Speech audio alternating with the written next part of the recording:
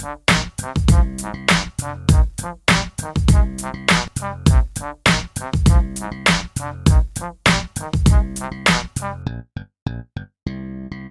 marks the 25th anniversary of Sonic the Hedgehog. The original game was released on the Sega Genesis on June 23rd, 1991. Now, he is one of the most iconic video game characters of all time, but compared to his rival in the early 90s, Mario, and the Sega-Nintendo rivalry in general, he has not had a good transition from his earlier years. Now, I never played the games when they originally came out. I remember going through some of the early games at friends' house and stuff like that, which I will get into. But because he is such an icon in the industry, I decided to make the huge effort and play every single mainstay game that has been released. This is by my calculations. I do not think I missed anything. This is not any spin-offs. And crazy enough, as I was researching this, Sonic Boom is actually a spin-off, technically. The last game was, well, we'll get into that. But yes, 28 games in the main series. I will go through every single one, the release date, and then I'll kind of talk about things in general, and we'll see how we do from there. So let us begin with the title sequences. Already set up, but let's say it again. Sonic the Hedgehog was released on the Sega Genesis on June 23rd, 1991. Sonic the Hedgehog was released for the Sega Master System on October 25th, 1991. It's actually a different game. Sonic the Hedgehog 2 was released for the Sega Master System on November 17th, 1992. Sonic the Hedgehog 2 was released for the Sega Genesis on November 24th, 1992. Again, the more superior, and it is another game in itself. Of course, we have Sega Sonic the Hedgehog for arcade, released in July 1993. Sonic the Hedgehog CD, released for the Sega CD on November 19th, 1993. Sonic Chaos, released for the Sega Master System on November 23rd, 1993.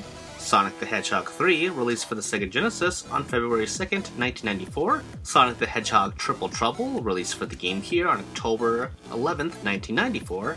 Sonic & Knuckles, released for the Sega Genesis on October 17th, 1994. Sonic Blast, released for the Game Gear on November 1996. Sonic Blast 3D, released for the Sega Genesis on November 30th, 1996. Sonic Adventure, released for the Dreamcast on 9/9/99, also when the Dreamcast released. Sonic the Hedgehog Pocket Adventure, released for the Neo Geo Pocket Color on December 20th, 1999. Sonic Adventure 2, released for the Dreamcast on June 18th, 2001. Sonic Advance, released for the Game Boy Advance on February 3rd, 2002. Sonic Advance 2, released for the Game Boy Advance on March 9th, 2003. Sonic Advance 3, released for the Game Boy Advance on June 7th, 2004. Sonic Rush, released for the DS on November 15th, 2005. Sonic the Hedgehog 2006, released for the PS3 on November 14th, 2006. Sonic and the Secret Rings, released for the Wii on February 20th, 2007. Sonic Rush Adventure, released for the DS on September 18th, 2007.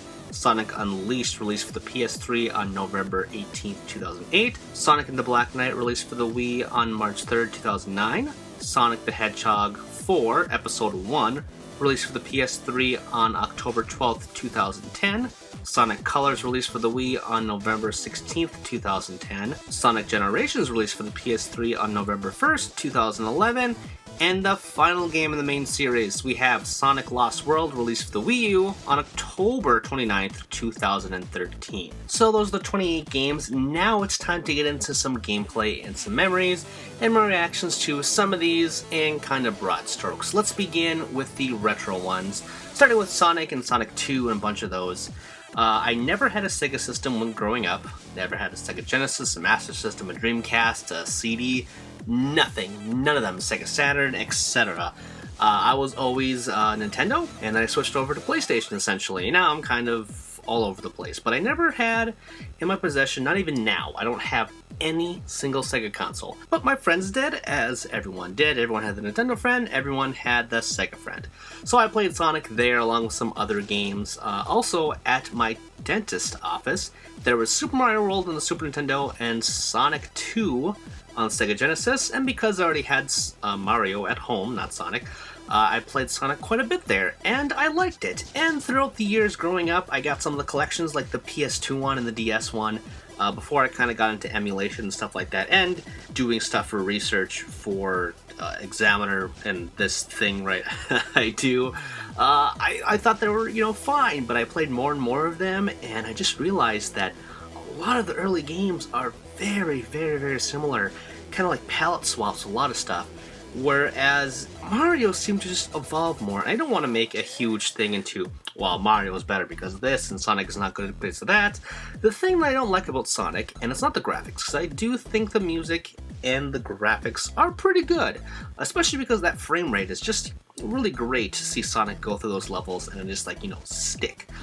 But I like exploring platformers, and I feel Sonic, it's like a speedrunner's dream, where you're supposed to go fast. Sonic has to go fast. Gotta go fast. Must go faster. How many memes can I spout? But seriously, you kind of miss everything to me. Maybe I just played them wrong throughout the years, but that is just my history with that. And then I kind of want to touch on a couple other games here, like Sega Sonic the Hedgehog for the arcade. This was a 3-player game that I never knew existed. I didn't know there was a Sonic game. I never saw one growing up, and I was huge to the arcade scene when I was a kid because I actually had quite a few growing around me. You know what I mean. But that's kind of a crazy thing. I thought it was pretty cool to see that. I don't think it's great, but I think it's a really cool adventure that he went on back in his early career. Let's see, what else do I want to commentate on here? Oh, the Game Gear release of Sonic Blast is ugly. Look at this. Look how ugly Sonic looks. Just this weird polygonal kind of figure on this Game Gear. And there's been some awesome Game Gear things of Sonic more along the spin-offs, which I'll get into another video, but ugly. So damn ugly. And I don't think Sonic 3D Blast is any better. I think he looks ugly in that game too. But it's kind of cool. If you didn't know, Traveler's Tales, they made some Crash Bandicoot games, and they're also nowadays, TT, they are the Lego people. So this is some very early stuff on their part, and it is rough. I don't think Sonic's transition to 3D was good in general. And for that matter, I don't think Mario's is either. People love 64. I didn't really play it when it came out. I tried playing it multiple times on multiple consoles. I do not get the appeal of that. I don't like Mario Galaxy. I think it's a cool game. I think a lot of those games for me are held back by the controller. Not so much Sonic. I just think that, the original, the Sonic Adventure, is kind of whatever, as well as some of its sequels, and they're just fine games, but going back to them now is not that great. I will tell you something that surprised me for a console portable I never had was the Neo Geo Pocket. That Sonic game, it may pretty much be the original Sonic the Hedgehog or somewhere in between. It's its own game, but it's just called Sonic the Hedgehog in Pocket Color, whatever. It is gorgeous. Those sprites are amazing. Look how pretty that is. In turn, I think all the portable games are pretty good.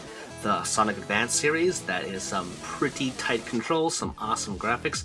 Again, for me, in general, I'm not much of a fan, again, for the whole speed thing.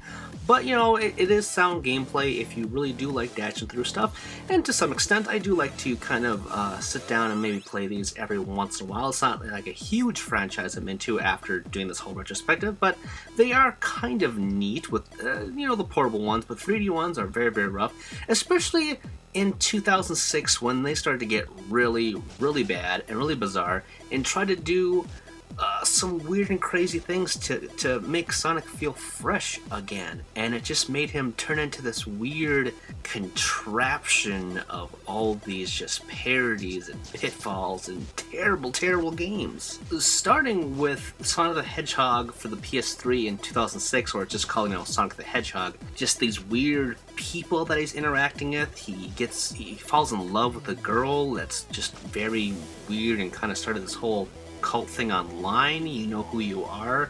Sonic and the Secret Rings was like a little weird, like, genie kind of thing. It was like whatever. Sonic Unleashed made him turn into a werehog, so you unleash the beast and it was kind of more of a brawler at some points. But the actual normal Sonic stuff was pretty good in that game. Sonic and the Black Knight wasn't like an on-rails kind of thing, a little bit for the Wii, and you fling your remote around, and they try to revive the thing with Sonic the Hedgehog 4. They're like, okay, we're going back to the basics, we're making episodic contact. They made episode 1 in 2010. It took them 2 years to make episode 2, and then that was it. They didn't see any sales, they didn't see any good return, so they stopped. And then it kind of got better with Sonic Colors. I actually think that is a pretty good game on both the Wii and the DS. And I like Sonic Generations a lot. I think it's a really, really good game. It pokes fun at the history. I think the going between the pudgy Sonic and the kind of newer Sonic is pretty cool. And I actually like a lot of stuff with the last game with Sonic Lost World. I think there's some really cool things in there. They are trying to be a bit like Mario Galaxy with some of those sprawling levels, but I think parts of that game is cool. The story through all these games are just awful, awful, awful. But I mean, again, he's had some terrible, terrible games. And I don't think it's a series that holds up particularly well whenever you look at the whole sprawl of everything. Again, some good games in there, even to a new person jumping into them. And doing this retrospective was a lot of fun. It gave me a really good idea of how he kind of evolved and all these weird areas. They had the 3D ones, but then they had the really good portable ones, and then some good registrations, but It's weird that the last game was in 2013 for the main series, and Sonic Boom is not... Yeah, I think a lot of the worst games are the spin-offs. And again, I will do a spin-off video, but there you go.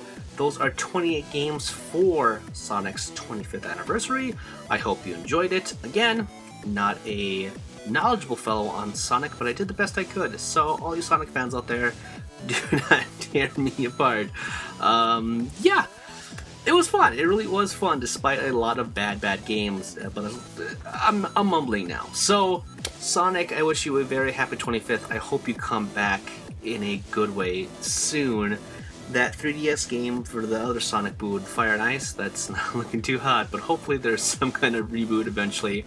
I kind of hope you just die a little bit and then come back Crash Bandicoot's coming back. I just want you to go away for a long time and then come back and hopefully sort out your weird history with women with flesh. So, okay, weird tangent, and I'm getting out of here. Hey, did you know that you're watching the Reaction Examiner YouTube channel? That's me! You should subscribe! You should also subscribe and read my writing over on Examiner.com, where I write about video games. And hey, while you're at it, check out my Patreon because I want to upgrade my YouTube channel to better and brighter things. And hey, speaking of YouTube channels, check out the Misadventures of Team Sexy Pants, where me and my best gal pal Matilda talk about putting things in the holes. It's a comedy sex podcast for the ages. I have a lot of other links as well, but you should go in the description notes below and you'll find all that cool stuff. For now, I'm just going to sit here a little bit longer while you decide what to click on.